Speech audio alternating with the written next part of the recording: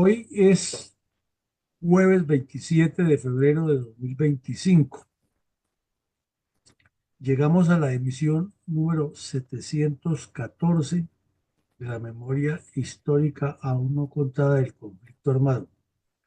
E infortunadamente tenemos que volver a tocar un nuevo hecho que fue reiterativo en el municipio de Sevilla Valle. Nos referimos a la nueva masacre que ocurrió esta vez en el mes de mayo de 1962 en la zona cafetera, perpetrada por bandoleros del MRL y el Partido Comunista contra campesinos de esta comarca. Fueron tantas, aproximadamente 30 masacres perpetradas en este mismo municipio, que ya se había vuelto costumbre, y por eso se le dio el trágico título a esa época de la violencia, y otros más abusados la denominaron la segunda violencia, que es la que abarca entre el 58 y el 66. Pero antes también había ocurrido entre el 53 y el 57 una marcada oleada de crímenes en esta zona. Lo que aterra es que al desentrañar estos sucesos aparecen más y más elementos de descomposición moral, política y de ocurrencia de sucesos simultáneos de la misma catadura en otras regiones del país, como si esto fuera un dantesco suceder de acciones nefastas e interminables. Vamos al grano, mi coronel. ¿Cómo caricaturizó el artista Chapete la inmoralidad de los congresistas de ambos partidos en 1962? Vemos que esta foto parece que fuera de ayer, hoy y siempre, esa caricatura que está al lado izquierdo que dice coincidencia. Está el personaje Juan Pueblo que colocaba el señor, o el soldado Dolores, lo llamaba Chapete en sus caricaturas para simbolizar al colombiano de a pie, modestamente vestido, lo señalamos, hablando con un transeúnte de saco, corbata y sobre todo y paraguas en las calles de la fría y lluviosa Bogotá. Pasan unos delincuentes tipificados en los gángsters de la época, las películas gringas, por la calle, y le dice José Dolores o Juan Pueblo, por lo llamaba, doctor, esos son los de la ópera del Colón, o sea, si son los artistas de una ópera que había en ese momento. Y le contesta el tipo, no, desgraciadamente son los de las funciones en la Cámara, o sea, son los que hacen los shows en la Cámara de Representantes. Se refería a que había unos congresistas demasiado corruptos que hasta se amenazaban con armas de fuego en la Cámara de Representantes en los debates. Entonces eran los que hacían las funciones, entre comillas, los shows, el espectáculo. Adelante, mi coronel. Mi coronel, ¿cuál fue el contenido de la editorial del Tiempo, del diario El Tiempo, titulado Los caminos de la violencia, como consecuencia de los bochornosos incidentes en el Congreso de la República? Pues que lo hemos visto, lo hemos repetido aquí, ocurrió un golpe de Estado en el Ecuador. Subió un señor de apellido Arosemena. Hubo posiciones distintas en la política colombiana, en los editoriales de los periódicos, todas sí enfocadas en que esa disrupción del régimen político ecuatoriano era gravísimo, y el fondo de las dos posiciones era que ojalá en Colombia no fuera a aparecer otro Rojas Pinilla, siguiendo el ejemplo de Arosemena en el Perú, en el Ecuador, que ha sido cambiado por una junta militar.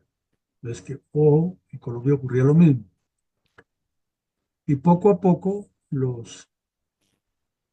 la temperatura se fue creciendo en el Congreso de la República de quienes decían ser muy demócratas y muy defensores de las libertades y de la institucionalidad y la arquitectura constitucional, etcétera. Eso decían de dientes para afuera. Pero como decía Cantinflas, cuando llegaba el momento dejaban de portarse de caballero, dejaban de portarse como caballeros para portarse como lo que eran. Y no hacía muchos años, 13 años, en 1949, un senador en pleno debate le disparó a otro y hubo un tiroteo en el Congreso, porque varios estaban armados y se dispararon. Entonces la sala de debate parlamentario y de civilización había terminado en una zambra terrible y esa fue una de las razones por las cuales el señor Ospina cerró el Congreso. Pues ahora en 1962, cuando estaban en la época de la democracia, de las libertades y de la civilización que había acabado, entre comillas, el general Rojas Pinilla, ahora los honorables congresistas volvían a sacarse las armas y a amedrentarse y a anunciar que el uno mataba al otro. Entonces, por eso Chapete publicó la caricatura crítica y el periódico El Tiempo, su doble moral, porque ya vimos ayer que unos meses antes, desde la misma columna, se instigaba prácticamente a que los municipios del norte del valle, esta vez en Caicedonia, o en aquella vez en Caicedonia, que es limítrofe con Sevilla, técnicamente los liberales asesinaran a rojaspinilistas y conservadores. Eh, entonces aquí estaban pidiéndoles cordura para que las fuerzas militares de Colombia, viendo ese espectáculo tan bochornoso, no tuvieran una disculpa y quebrantaran ese orden institucional que los representaban ellos. Imagínense usted un poco de delincuentes amenazándose con revólver en plena sesión del Congreso, dice que eran los que mantenían el orden institucional y la gran conveniencia de la paz. Por eso queda la pregunta de siempre, si los que estaban encargados de dirigir los partidos hacían eso entre ellos, pero al mismo tiempo viajaban por las zonas del país a hacer actos de unionismo, que realidad de verdades de paz los acompañaban. Adelante, mi coronel. ¿Qué tipo de actividades malintencionadas y descalificadoras graficaba el caricaturista Belencefe contra el general Gustavo Rojas Pinilla al cumplirse 5 años del término del gobierno militar en Colombia en 1957? Estamos hablando de que el mismo día que ocurre la masacre de la que vamos a hablar hoy, ese mismo día en el Congreso de la República se amenazaron de muerte algunos congresistas y armas, etcétera. Pero la doble moral de los directores de los periódicos que instigaban a la violencia entre los colombianos era patente. Y el caricaturista BLCF, de quien no dudamos de su talento y lo hemos resaltado aquí, también tenía su corazoncito y hacía mandados. Esta vez le estaba haciendo un mandado al director del Tiempo y al Partido Liberal de aprovechar los desórdenes en el Congreso que no tenían nada que ver con el general Rojas Pinilla para burlarse, de que 5 años antes, el 10 de mayo, había ocurrido la caída o el término o el final del régimen del gobierno. Entonces era un lustro. Y aparece un lustrabotas que le pregunta, como decían los lustrabotas en esa época, cuando la persona transitaba por las calles céntricas de la capital, lustro, lustro, o sea que si le embolo los zapatos. Y aparece el general Rojas Pinilla vestido de civil frente a un joven de estos lustrabotas, diciéndole, joven, no me eche indirectas. Entonces, eh, parece un chiste y de mucha risa, pero en un país que estaba tan polarizado en ese momento y al cual se le había vendido la idea y se le seguía instigando, el general Rojas era el responsable de toda la tragedia que se estaba viviendo y que a los rojas pinillistas se les señalaba también de ser el diablo con cuachos y con cola, y algunos de ellos lo eran porque han llegado al rojaspinillismo, no pensando en las ideas del general, sino en hacer populismo y en que no tenían cabida en el MRL, por lo que estaban los comunistas, o algunos comunistas se infiltraron aquí muy callados, pues se sobreentiende que todo esto conducía era a más oleadas de violencia y a darle mayor justificación a los dirigentes liberales y conservadores para impulsar ese fenómeno tan atroz. Visto en contexto, quiere decir que lo sucedido en esa época, causa y origen de la violencia que tenemos ahora, es demasiado complejo, no se puede minimizar con alguna cifra estadística diciendo que hubo un error de guerra entre dos partidos que se estaban matando, sino que hay todo un mar de sucesos, de intenciones y de realidades que sigue siendo necesario desentrañar porque desafortunadamente todos estos datos, por pequeños o por intrascendentes que sean, tenían mucho fondo y hacían parte de los comunicados editoriales y comentarios políticos incendiarios que había en la época. El país recuerda, por ejemplo, el radioperiódico Orientación al Día, que era por Radio Santa Fe, una emisora bastante escuchada en todo el país, al mediodía, y lo dirigía el hermano de Belisario Betancourt, que era otro incendiario. En cada emisión radial de este sujeto no quedaba títere con cabeza a un pueblo arrevolverado por hechos de violencia contra algún familiar. Y con toda esta dinámica de agresiones, de insinuaciones a la violencia, pues terminaba realmente siendo mucho más intensa y por eso ocurrían esas masacres como la que vamos a ver hoy y otros eventos de los cuales hemos hablado en los convulsos años 61, 62, 63 y 64 de la vida política colombiana. ¿Qué hechos de violencia tripartidista ocurrieron en el departamento de Caldas días antes de la masacre de 6 campesinos perpetrada por bandoleros liberales comunistas del MRL en el área de Sevilla Valle en mayo de 1962? Es que mientras, como usted mismo lo dice, los bandoleros liberales y comunistas asesinaban gente en el sector de Sevilla y siempre la información llegaba que era gente proveniente del área de Quimbaya, Pijado, Tebaida, Génova, Córdoba, Montenegro, etcétera, en el Quindío, donde había mayoría liberal. La información era muy concreta que de ahí salían esas bandas que iban a asesinar, pero infortunadamente estaban correspondidos por delincuentes del Partido Conservador.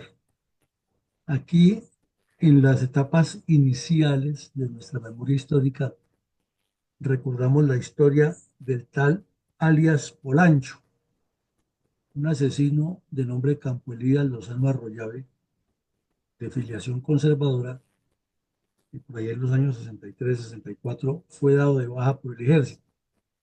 Pero como estamos hablando del año 62, entonces cada vez que los liberales del MRL, comunistas, iban y cometían algún acto criminal en el valle, y se recibía siempre la información, así no fuera cierta, pero siempre era la información que provenían del Quindío, era casi seguro que en pocos días venía la respuesta de las bandas conservadoras de Efraín González o de Polancho o de otros bandidos. Pues el mismo día en que ocurrieron los hechos en Sevilla, en la vereda Juanes del municipio de Pijao, que no es muy lejos, pero es ya en otro departamento, de esa época, Caldas, ahora Quindío, apareció el tal Polancho y en una zona bastante quebrada del municipio de Pijao, también muy cafetera, eh, se presentó un combate entre tropas del ejército y la cuadrilla de Polancho. En el combate, las tropas eran de la compañía de lanceros que había creado el ejército, eran unidades que entrenaban en la escuela de lanceros, eran integradas por oficiales, suboficiales, soldados y hasta civiles que guiaban las unidades. Y en ese combate fue dado de baja Carmelo García Trujillo, que era el segundo cabecilla de la cuadrilla de Polancho. Y quedó otro bandido herido que se lo alcanzaron a llevar. Y en el intercambio de disparos también fue herido un suboficial de nombre Miguel Ángel Álvarez Saavedra. Eh, no quedó gravemente herido, pero sí recibió heridas. Combate muy rápido y el encuentro y fue intenso. Al bandido muerto le decomisaron un fusil Mauser calibre 7 milímetros, un revólver y 24 cartuchos. Y luego en el registro encontraron otro fusil, una subametralladora y más municiones.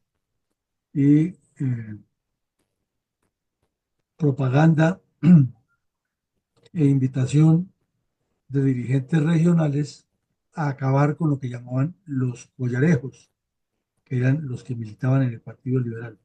Una violencia absolutamente absurda, pero si le sumamos la gran responsabilidad de los medios de comunicación, en especial los editorialistas, pues ahí encontramos gran parte del fondo del problema. De igual manera, muy cerca de allí, realmente cerca, al día siguiente, en la finca del hospital, así se llamaba la finca, en el área de Quebrada Negra, en el propio municipio de Armenia, tropas de la octava brigada o del destacamento del Quindío tuvieron un combate con la cuadrilla de Chispas, que era el jefe de las guerrillas liberales. Se supone o se suponía que quienes cometieron la masacre en Pija, en Sevilla, eran de las cuadrillas de Chispas. En todo caso, pues al día siguiente el ejército buscándolos entró en combate y dio dos bajas de dos bandidos de la cuadrilla de Chispas, Teófilo Rojas, que ese era liberal y era obviamente enemigo de Polancho. Siempre se decía que Chispas buscaba a Polancho y que Polancho lo iba a matar, pero no hay mucha historia de que se hayan enfrentado directamente las dos cuadrillas. Algunas escaramuzas sí tuvieron, pero tanto que se amenazaban, eran buenos, era para ir a asesinar campesinos, pero su supuesto coraje nunca lo demostraban combatiéndose entre ellos mismos. A la cuadrilla de Chispas allí le decomisaron una gran cantidad de municiones, unas armas, una carabina y un fusil. Y al mismo tiempo, eh, en el municipio de Sevilla, fuera de los 6 muertos, en otra vereda que se llamaba El Venado, aparecieron otros dos asesinados por la misma razón. Como vemos, una situación muy compleja, y por eso la traemos a colación caso por caso, porque es que en cada evento hay los hechos repetitivos de la violencia, pero hay unas connotaciones de orden político y de orden estratégico que es necesario revisar para que entendamos dónde está la responsabilidad y cómo es que el país se ha descompuesto y lo que es peor, sigue la misma dinámica y nadie le pone los puntos a las sillas. ¿Qué hechos de violencia ocurría en el departamento del Valle del Cauca simultáneamente Con la masacre de 6 campesinos perpetrada por bandoleros de liberales comunistas del MRL en el área de Sevilla Valle en mayo de 1962. Geográficamente, si se mira en planta o se camina por toda la zona, pues al fin y al cabo termina usted andando es por la misma región y ya da lo mismo estar en el valle que estar en el Quindío, el Viejo Caldas, porque es la misma región, la misma cordillera, las mismas características, la misma producción agropecuaria, prácticamente las mismas costumbres y prácticamente las mismas razones de la violencia. Pero miren ustedes que ayer hablábamos que en el municipio de Toro hubo una masacre fuerte en la cual terminó vinculado y siempre se dudó de que el verdadero líder de esa masacre fue un señor que fue 2 veces ministro de Estado de nombre Mario Reyes y que su conducta frente a un tal delincuente Capital Veneno siempre dio a entender que él era el jefe. Esa era una cuadrilla de bandidos conservadores. Entonces, estamos estudiando para el día de hoy que en Sevilla hubo una nueva masacre perpetrada por bandidos liberales y comunistas del MRL. Pues muy cerca de allí, porque Toro Valle tampoco es tan lejos de esa región, en la vereda La Balvanera hubo un nuevo hecho de violencia perpetrado por bandidos conservadores contra personas de la región y asesinaron a un señor de nombre Miguel Antonio Suárez. Y cuando la gente, los habitantes de la casa trató de reaccionar, los bandidos los tirotearon a todos y hubo unos heridos más. Dos, las demás personas alcanzaron a huir por los cafetales. Pero al mismo tiempo, otra cuadrilla de bandidos que delinquía en el sector de Tuluá, específicamente en el área de Monteloro, sitio bastante conocido y bastante nombrado en la región, asaltaron un vehículo y cometieron los delitos que eran tan comunes en esa época, que era bajar las víctimas del vehículo, robarlos, asesinar a uno, dos, tres, de acuerdo con los que fueran ahí, y violar a las mujeres, robarse lo que llevaban, disparar los fusiles, hasta incendiar los vehículos. Allí ocurrió un hecho más de tantos y la prensa se limitó a relacionar el hecho y publicar los nombres de las víctimas y hacer una breve descripción, que en realidad es muy breve, como vemos por la dimensión de los titulares, que tenía mucho más eh, espacio la invitación al unionismo, buscando seguirse repartiendo el poder y no la solución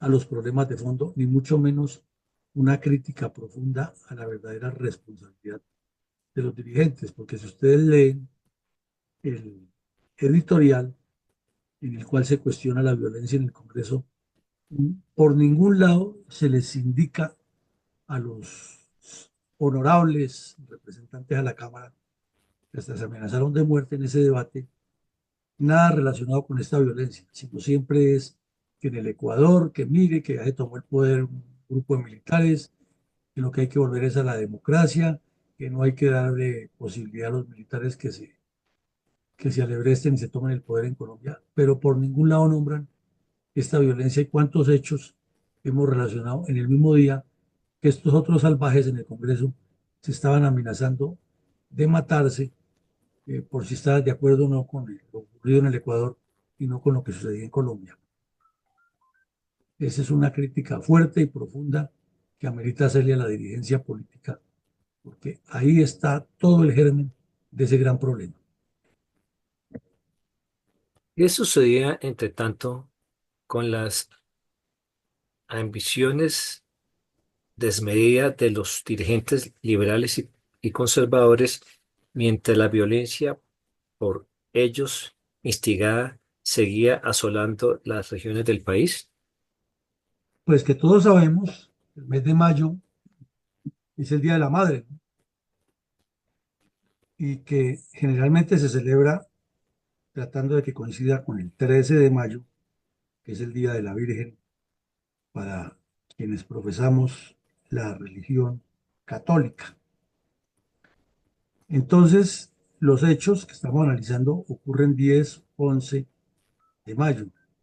Y el caricaturista Vélez F., de quien vemos que acababa de vertir todo su veneno contra el general Rojas Pinilla, haciéndole un mandado a los dirigentes liberales y conservadores, ahora el día 13 de mayo les hacía un nuevo regalo intelectual a los dos partidos que estaban promoviendo toda esa violencia.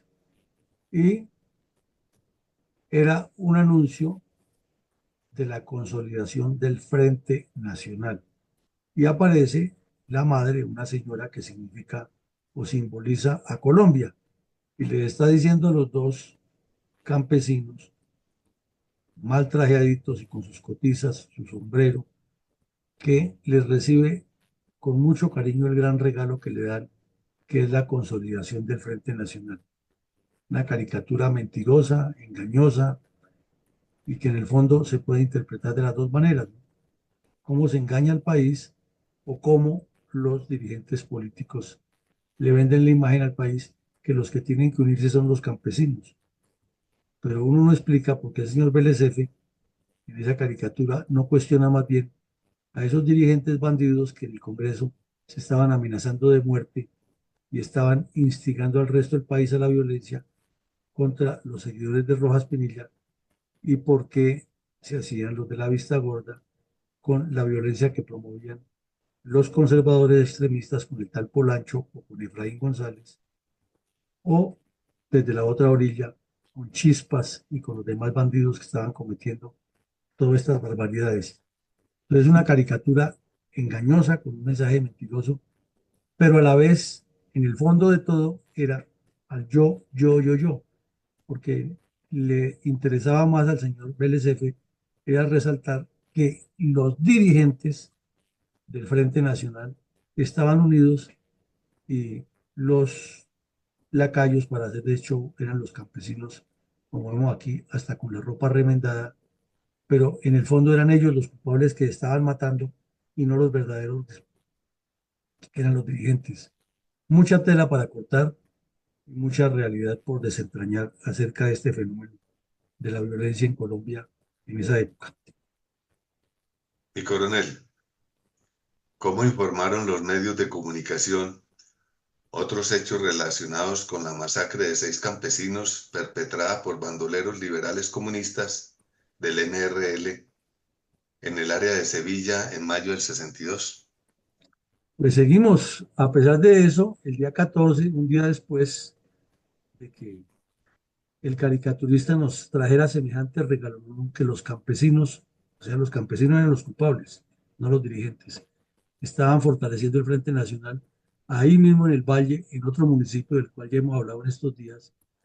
El ejército estaba haciendo un patrullaje para capturar una banda de estos, e igual que hoy ocurre, salieron unos entre comillas civiles, la gente del partido conservador instigada a eso, y se enfrentaron a tiros con el ejército, cuando el ejército fue a hacer una requisa. Y en medio de la refriega eh, murió un civil de estos, otros quedaron heridos, y hubo la indicación de que era un ataque del ejército contra los campesinos, pero en ningún momento mencionan que era el resultado de este odio que estaban inculcando desde las altas esferas los dirigentes liberales y conservadores, mintiéndole al país. Y en otra parte del municipio de Toro Valle, del cual hablamos ayer, eh, un señor apareció muerto porque decían que trabajando con el tractor en una loma de esas se desbarrancó y se mató y se fue a botes con el tractor. Obviamente, los del partido contrario aprovecharon para decir que el señor no se había caído con el tractor, sino que han sido los enemigos que o le habían disparado o lo habían drogado o algo habían hecho para que se fuera a botes. Y ustedes saben que una noticia de esas, o una versión de esas acerca de una noticia trágica, en un entorno donde la violencia era tan fuerte, pues inmediatamente lo que terminaba era instigando a más violencia. Compleja la situación, mi colegio.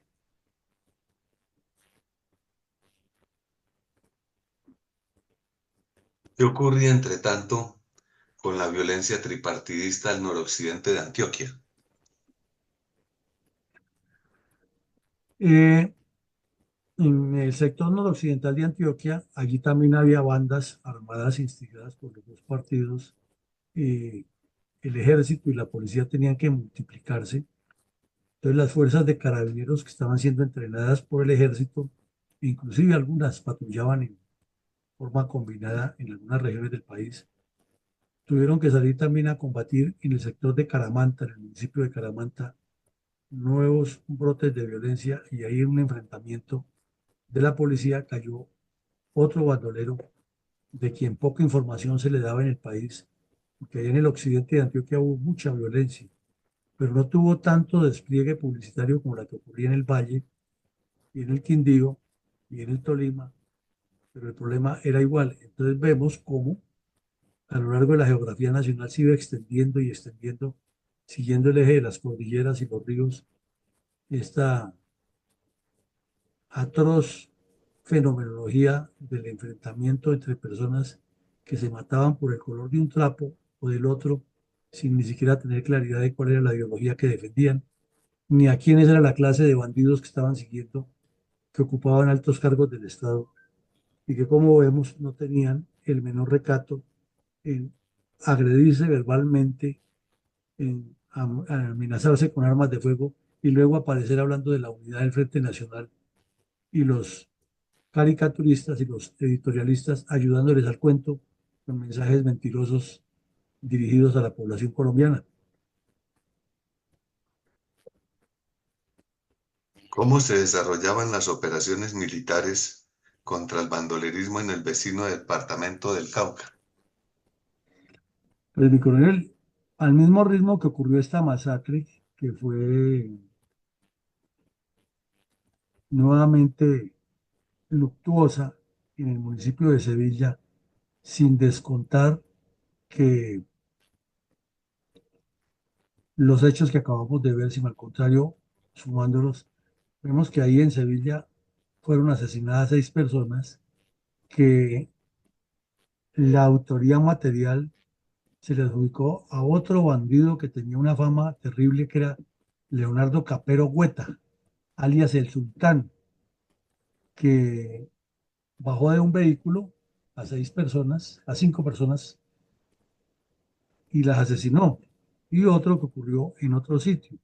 Y los medios, pues lo único que dijeron fue que después hubo 4 detenidos, que se llamó la masacre de la Albania, el sitio exacto donde ocurrió es la Albania en el corregimiento del Venado, que esa misma noche en otro sector de Sevilla, en el área de Chorreras, eh, hubo otro atraco, otro asalto de esa misma pandilla, y asesinaron a otra persona, por eso se completaron los 6 ahí. No pasaba de ser el escándalo. Entre tanto, en el departamento del Cauca eh, cayó otro bandido que lo llamaban el Capitán Terrible. Ayer mencionábamos al Capitán Terror, ¿no? Este era el Capitán Terrible. Eh, y fueron eliminados 2 bandidos, el uno el tal Capitán Terrible y el otro el tal Gavilán. Este par de sujetos eran oriundos del Tolima y estaban siendo buscados por una cantidad de crímenes cometidos en los dos departamentos, en el Tolima y en el Cauca. No iban mucho al Valle del Cauca, pero tenían antecedentes de igual eh, eh, gravedad y estaban plenamente vinculados con las guerrillas comunistas que se estaban formando y que tenían manguala con el ELN. Este par de delincuentes habían participado en ataques a las tropas, en secuestros, en extorsiones y estaban ya mucho más enfocados en unir las guerrillas del Tolima de orientación comunista con las guerrillas del Cauca. Pero tenían el problema que en las guerrillas del Cauca había indígenas, había MRL y también había sectores conservadores. Entonces ya nos imaginamos la forma como venían imponiendo su criterio, además de la barbarie propia de la época, que era el secuestro, el robo, el asesinato y todo ese estilo que era muy común en esos grupos. Por ende, ya el ejército venía operando también en el Cauca.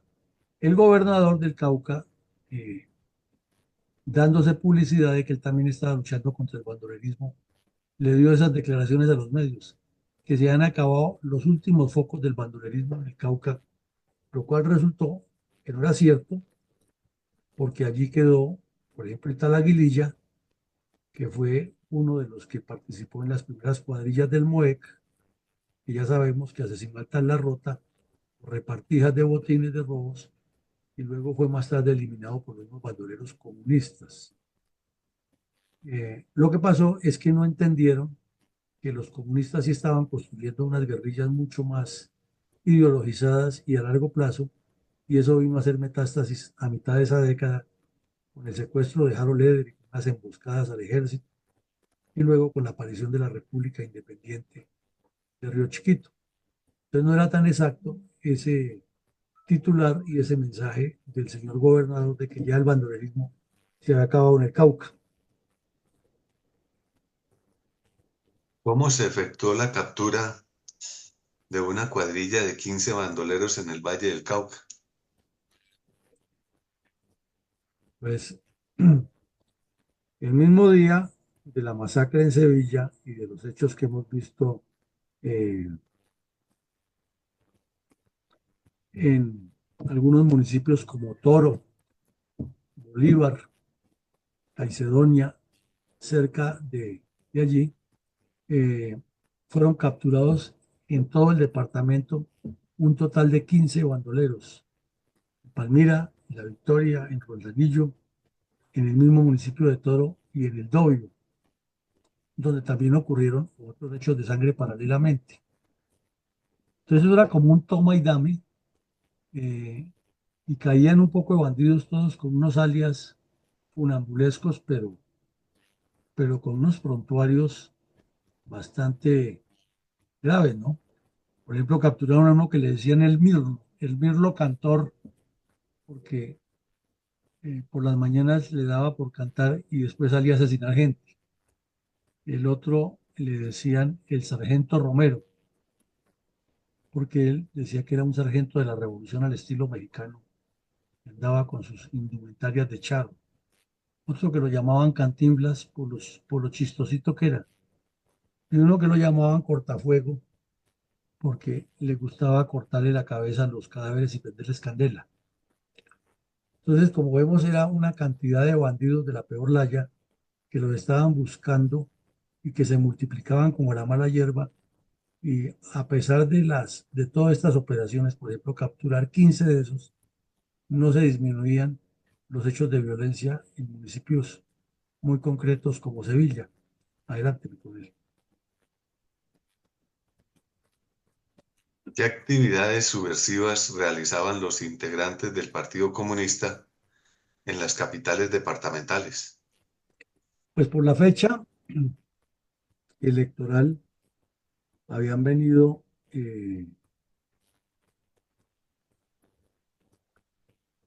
trabajando los comunistas en varios sindicatos. Por ejemplo, el sindicato de Ultramar en el Valle habían conseguido un montón de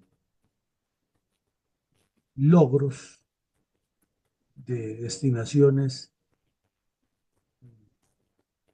de recursos del Estado para eh, actividades sindicales. Y, por ejemplo, decían que ya habían realizado 85 convenciones colectivas con el fin de fundar una universidad obrera en el occidente de Cali, el occidente del Valle Cali, que se constituyera en el epicentro de formación ideológica de todos los comunistas de Colombia para avanzar a la toma del poder. Nunca lo concretaron, ya también hay corruptos entre ellos, se perdió un montón de dinero. Y Lo único que hicieron fue una de las sedes obreras más grandes o de sindicales más grandes que siempre la han tenido y desde ahí han bloqueado y han torpedeado el desarrollo del departamento del Valle muchas veces. Pero al mismo tiempo en otras partes del país estaban promoviendo todo tipo de acciones colectivas y de diálogo con los partidos, especialmente con el MRL y los liberales, sin que los conservadores no se les prestaran para todo ese show. Y entonces mientras se mataban o mataban gente y promovían la violencia, sus cuadrillas, los líderes políticos de los comunistas buscaban cómo convertir sus reclamos y sus huelgas en solicitudes laborales, pero siempre con el arma de la huelga para trancar el país. Miren ustedes nomás en el departamento del Valle toda la violencia que hemos relatado en el día de hoy, en 2 o 3 días cerca a la festividad de la madre que es tan popular en Colombia y al mismo tiempo utilizando las huelgas para paralizar el país y haciendo convenciones colectivas y recolectas y hablando de crear universidades obreras y de integrar en un solo concepto la lucha comunista armada y desarmada, mientras los politiqueros en el Congreso estaban amenazándose de muerte por un hecho ocurrido en el Ecuador, pensando en que el general Rojas no fuera a volver al poder. Adelante, mi coronel. Con reverencia, admiración y absoluto respeto por todas las víctimas del terrorismo comunista contra los colombianos, escuchemos un minuto de silencio en homenaje a sus vidas, sus obras y sus trágicos finales a manos de desalmados criminales marxistas-leninistas que se apoderaron del crimen político en el país al final de la violencia tripartidista a partir de la década de 1960.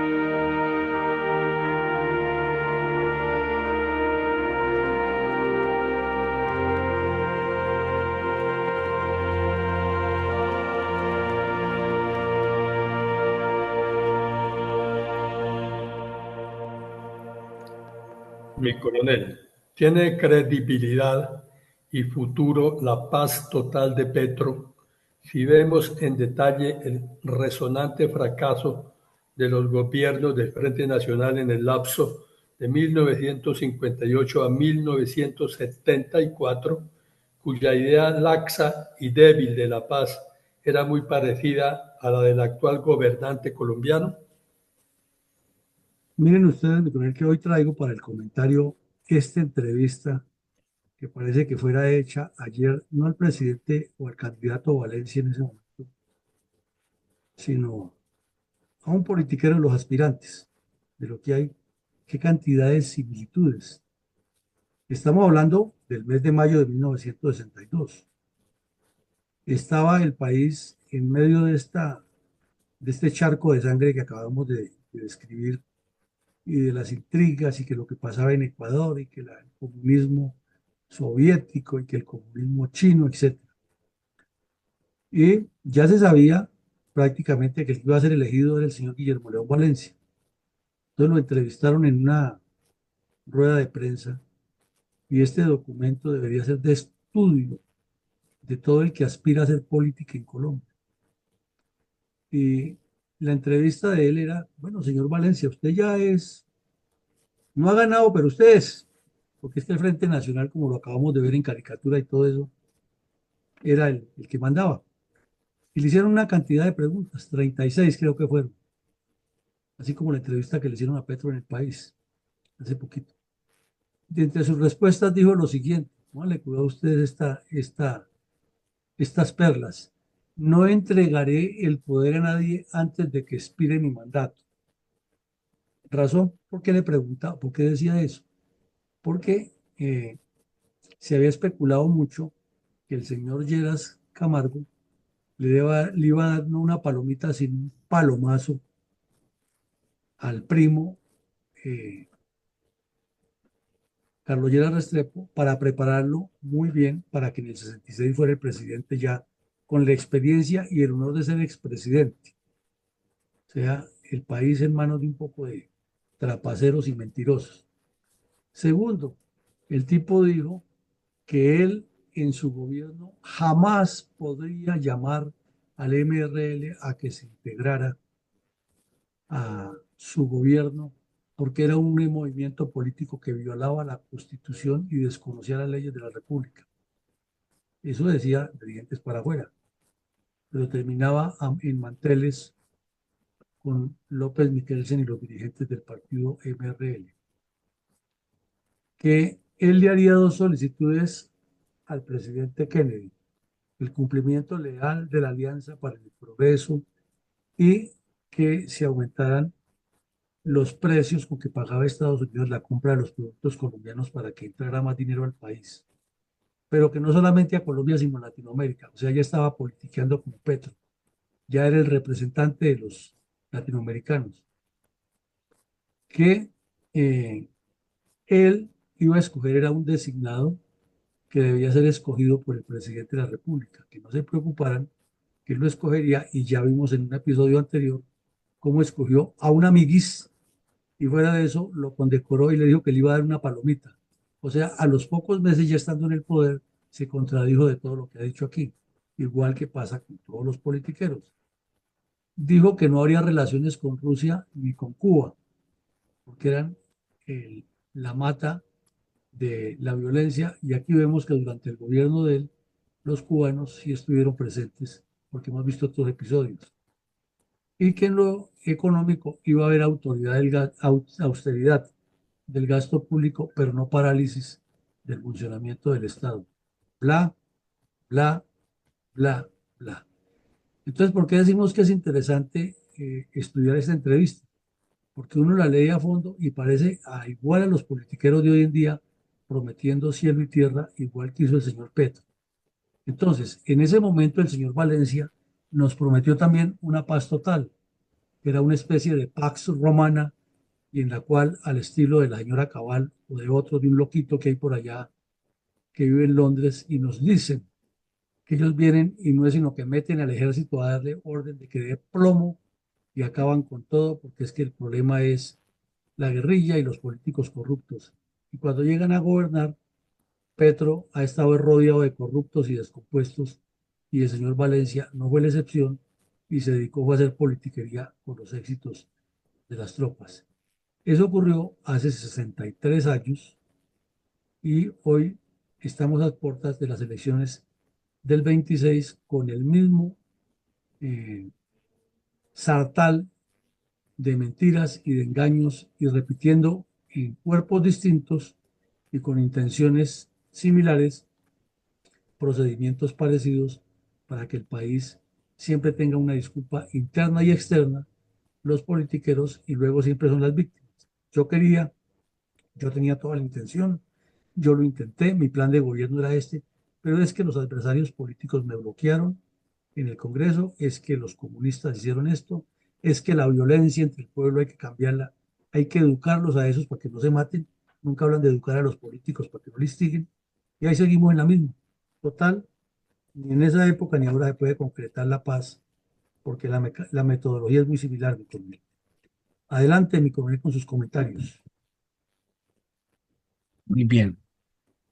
Indudablemente, para la época de los hechos, Sevilla Valle, como toda esta región de la cordillera con abundancia agrícola y ganadera, se vanagloriaba de su buena economía y prosperidad, producto de su excelente ubicación geográfica.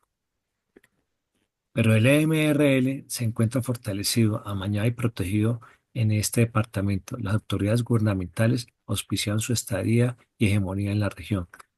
Claro que, como es bien sabido, liberales, conservadores y comunistas también rondaban por estos lugares, siendo así que cada alcalde favorecía a los que le complacieran y con benevolencia se portaban mejor con él. De esta manera, gamonales y aparceros hacían la- lo mismo por voluntad o por intimidación. Además, no tenían ninguna otra forma de protección para ellos y sus familias, ya que ni para entonces, como sucede ahora en muchos lugares del país, es la justicia de ellos, la ley del revólver, el que yo llegué aquí primero y estas líneas imaginarias que solo con la muestra del poder prevalecían. Hoy nos encontramos con unas cifras. En tan solo el primer mes de enero se han registrado 9 masacres en Colombia con más de 24 víctimas. Pero más de un número estadístico es ver cómo la famosa paz total de este presidente que nos espera día a día se presentan más y más y no se manifiestan para nada. Los departamentos que se encuentran sitiados hoy, pues es decir, sería Chocó, Norte Santander, Arauca, Caquetá o el Putumayo. No es así. Estimada audiencia, hemos perdido veintitantos años de la historia no contada de Colombia.